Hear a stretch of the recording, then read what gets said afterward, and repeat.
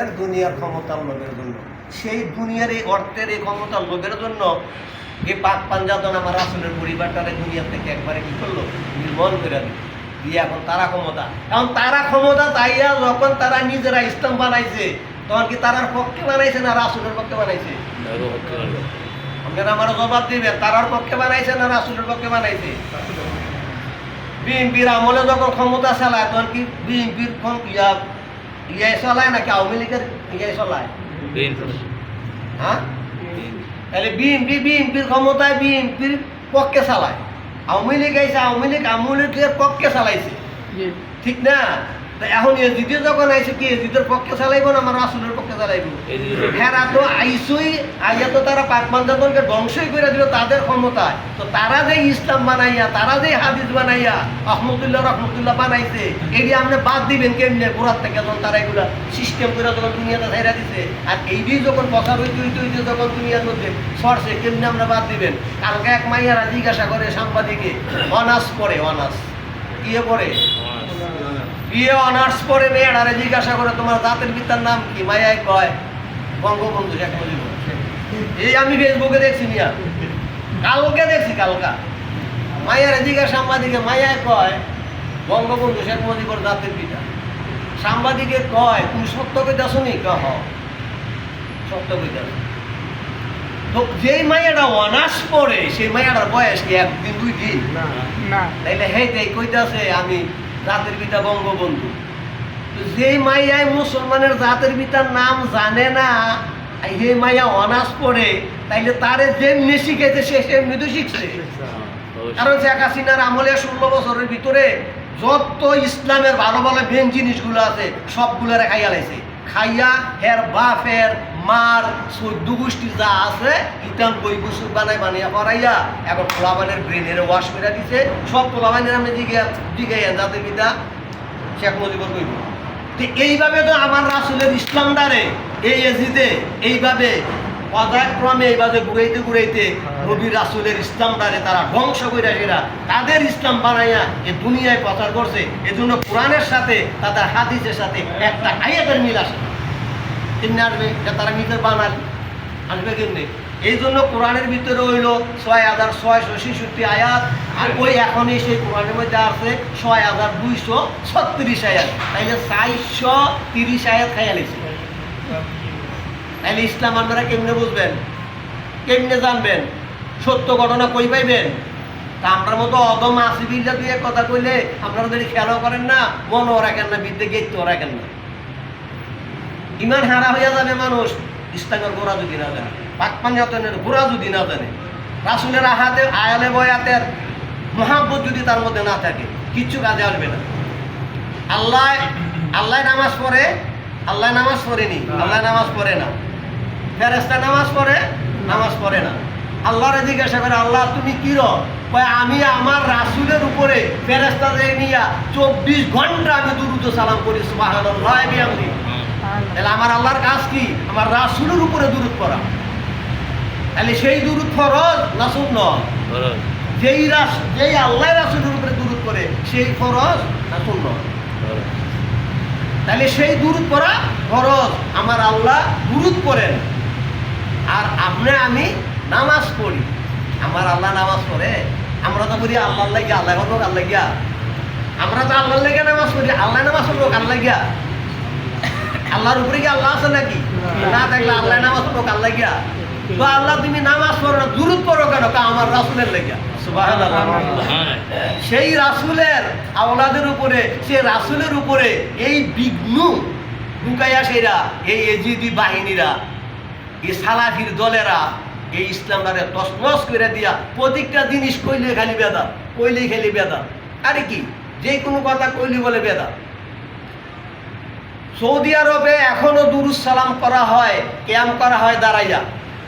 আপনারা ফেসবুকে পান কিনা আমরা জানি না, আমি পাই।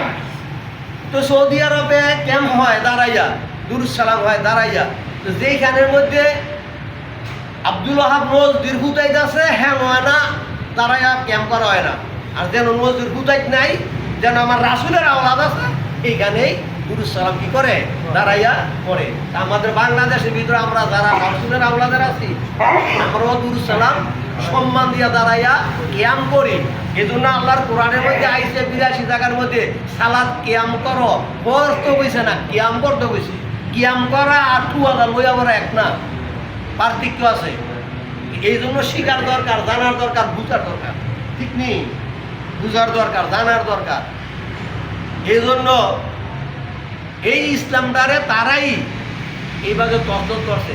এক একটা মাযহাবে এক এক রকম, এক একটা মাযহাবে নামাজ যদি ভাষক তো ফরজ হইয়া থাকে তাহলে এটার মধ্যে এত কিছু হইব কি লেগে, কি লেগে হইব?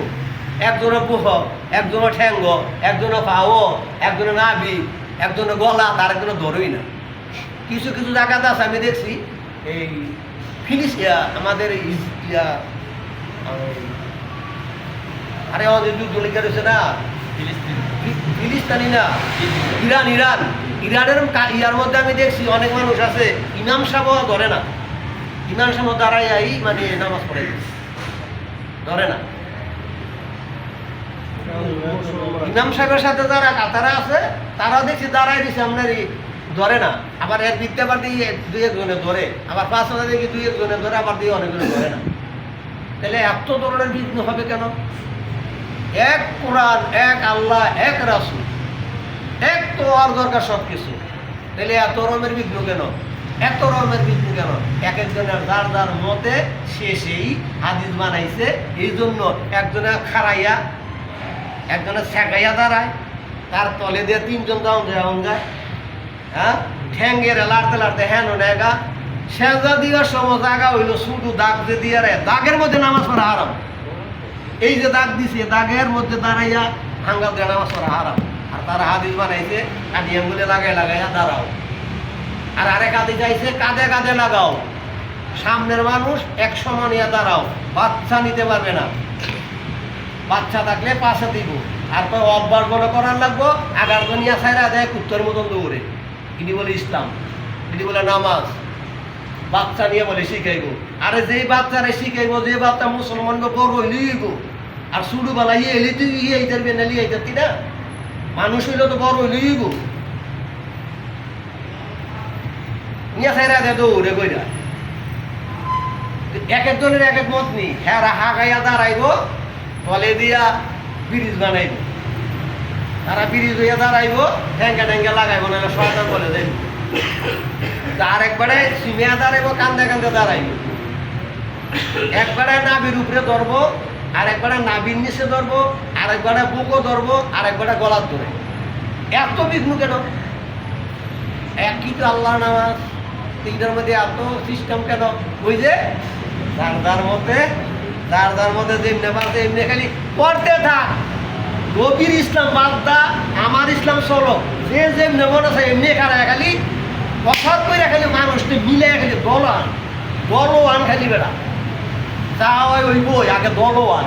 কথা বুঝিনি কি দল দোকানের লাগে যে যেমনি তেমনি করো, সমস্যা নাই, খালি দলওয়ান। তারা খালি দলওয়ান না, আমার ইসলাম চালু কর আর নবীর ইসলাম ধ্বংস কর। কথা বুঝতে পারছেন নি? এই জন্য নামাজে এত ধরনের বিঘ্ন আর কথা। তারা হইলো দল বড় করে, আল্লাহর জন্য না। আল্লাহর জন্য যারা নামে তারা মানুষ খুন করতে পারে না, তারা মানুষ খুন করে, তার ছোট বাচ্চাদেরকে বলদগিরি করে। পরশুদিন দেখছি ৩ বদমাইশের বাচ্চারা ধরতে পুলিশি। এই কমিউনি মাদ্রাসা মুনাফিকের বাচ্চারা বলদগিরি করে এখনো, কালকেও ফেসবুকে পাইছি। তাইলে কেমন ইসলাম শিখে, কেমন হাদিস শিখায়, কেমন নামাজি বানায়, এখনো বলদগিরি করে। আর তারাই হয়তো ওগুলা দেয়, সালাম করা জায়েজ নাই। তা আমি কই দুরুদে যদি জায়েজ না থাকে তো আযান দেওয়া তো জায়েজ নাই, এটা তো কোরআনে নাই। এই যে আল্লাহু আকবার ডাকা দেওয়া, এটা তো কোরআনে নাই। ভাত দে খাস, খাইয়া জানি তোর বাবে করে মার দিয়ে যাবে, ভাত তো কোরআনে নাই। হ্যাঁ, তুই যে নুইয়া জোতা লবি আত, এটাও তো কোরআনে নাই। তুই নুইয়া জোতা নিলস করে এত কিছু বিচার লাগে বাড়া যাইব, এত কিছু বিচারলে বাড়া দেব। আল্লাহ বিধান এমনি দিছে এমনি থাক। আল্লাহর বিধানের উপরে তারা নতুন বিধান লাগাইয়া তো ইয়া কি করে, এই ফেতনা তৈয়ার করে। তো তো তারার কাম ওই ফেত নামাজ, তারার নাম হইল ফেত নামাজ। আবার আমি ইউটিউবে দেখছি আমরা কয়েকটা মুরুব্বী বয়সের আলেমরা তারা ডাইরেক্ট কাফের উতুয়া দিছে, ডাইরেক্ট কাফের উতুয়া দিছে। আমি ফেসবুকে পাইছি মুনাফিক, জামাত ইসলাম ডাইরেক্ট মুনাফিক বলছে ফেসবুকে ডাইরেক্ট লাইভ। তাহলে মুনাফিকরা মুনাফিক না কইলেও তার ইমান থাকবে না, মুনাফিকরা মুনাফিক বলতে হবে। কারণ ল্যাংরা ইলিয়াসের গাট্টিওয়ালার দল হইল যে তাবলিগ, এই ল্যাংরা ইলিয়াসের আগে আসছিল কাদিয়ানি। কাদিয়ানিয়ে যখন এই দলটা তৈরি করছে তখন কাদিয়ানি যখন নদী দাবি করছে, ধরা যখন খাইছে তখন তারা কাফের ঘোষণা দিছে, তখন খাইছে রে দলটা ধরা যেত না। এই ইলিয়াস ল্যাংরা তুই একটা দল তৈরি কর, আমারটা পরে দেই, আমি একটা নাম পাল্টাই, আমার কাদিয়ানিটা বাদ দা, তুই তাবলিগের একটা দল কর। এই যে তার থেকে আবার দিয়ে আনলো এই যে সিস্টেম শুরু করলো। ইতিহাস তো জানেন না ভাইয়ার আপনারা, ইসলাম যে কি জিনিস কি করছে ইসলামের, এটারে পুতুল খেলা বলা নিয়েছে, পুতুল খেলা। যে যেমনি মনে চায় এমনি টুয়া দেয়, যে যেমনি মনে চায় এমনি দাঁড়ায়, অজু হয় না, দাঁড়ান হয় না।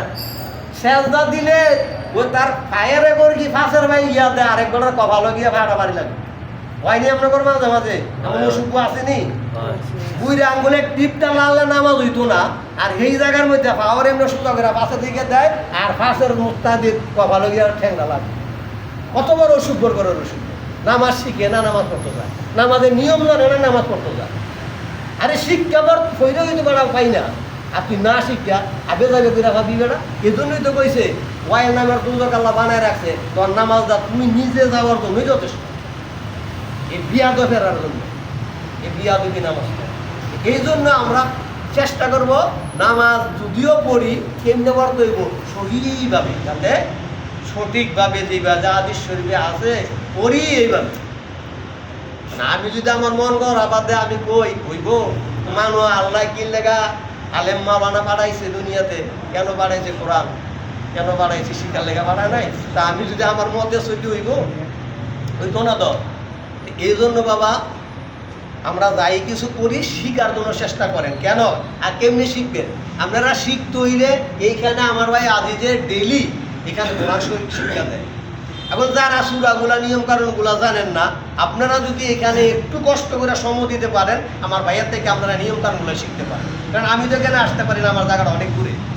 তো আমার ভাইয়া এখানে থাকে, আপনারা যদি নামাজ শিখতে, কিন্তু আমরা যে আজকে শুক্রবারে 15 মিনিট 10 মিনিট না আলাপ আলোচনা করবো, এই সময় তো আপনার করে নামাজের সূরা শিখানো যাবে না, নামাজের নিয়ম কানুন সব শিখতে যায়। আর এই করতুর সময়ে শিক্ষাটা আপনি পুরোপুরি হয়ে যেতেন না, আপনার রেগুলার আসতে হবে, তাইলে না আপনি এটা শিখতে পারবেন। না আমি যদি আপনার একটা কথা কই এইটা আপনার একা লাগিয়ে মন থাকবে না, তাহলে আপনি আর যখন আপনি সবসময় যাতায়াত করেন তাইলে আপনার এটা মনে থাকবো। তো এই জন্য আপনারা যদি এখানে আসেন, আমার ভাইয়া থাকে এসারের পরে ডেলি এখানে কোরআন শিক্ষা দেয়, আপনারা আসলে নামাজের সূরাগুলো তার সাথে সাথে কোরআন করার সাথে সাথে সূরার 2-3টা সবক আপনারা নিয়ে গেলেন, যাইতে যাইতে রাস্তা হাঁটতে হাঁটতে এগুলো মুখস্থ করলেন।